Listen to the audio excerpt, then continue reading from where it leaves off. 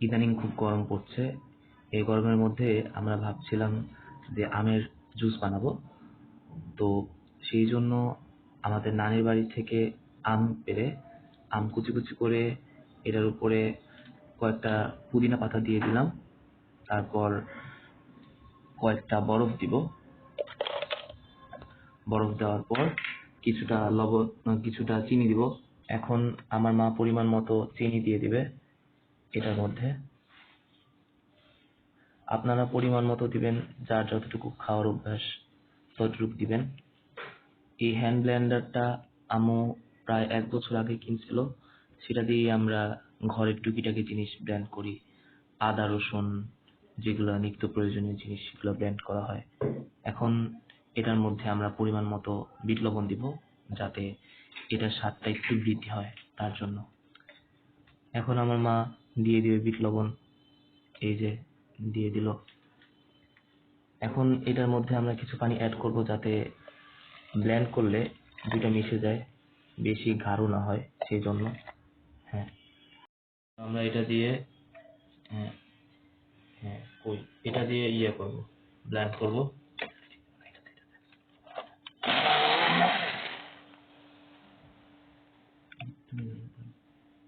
এই মেশিনটা দিয়ে ব্লেন্ড করব।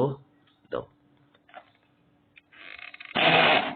এই হ্যান্ড ব্লেন্ডারটা খুবই ভালো, এটা দিয়ে খুব সুন্দর,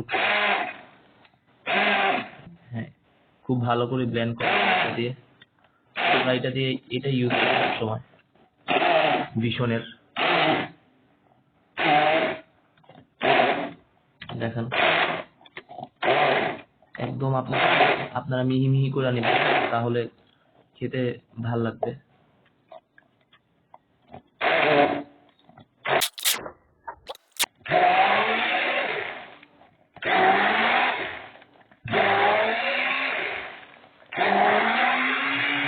দেখেন কি সুন্দর,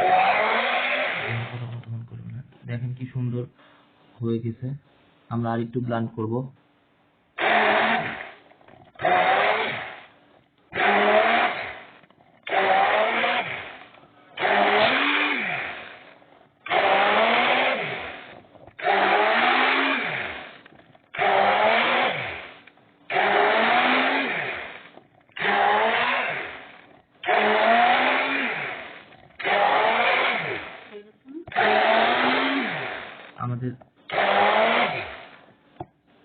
আমাদেরটা প্রায় শেষ হয়ে গেছে।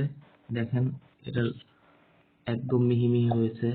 এখন আমরা এটা ছাঁকনি দিয়ে ছেঁকে, যেগুলো হচ্ছে, তারপর আমরা ছাঁকনি দিয়ে ছেঁকে শরবতটা নিয়ে পরিবেশন করব। এইদিকে পরিবেশন করব। দেখেন কি সুন্দর কালার আসছে, আর দেখতেও খুবই সুস্বাদু লাগতেছে। আর গরমের জন্য তো এটা খুবই মজাদার হবে, বাচ্চা থেকে বয়স্ক সবাই খেতে পারবে এমন একটা জুস। এখন আমরা একটা পুদিনা পাতা দিয়ে এটা পরিবেশন করব, এবং সঙ্গে ঠান্ডার জন্য প্রয়োজন মতো 2টা বরফ দিয়ে দেব।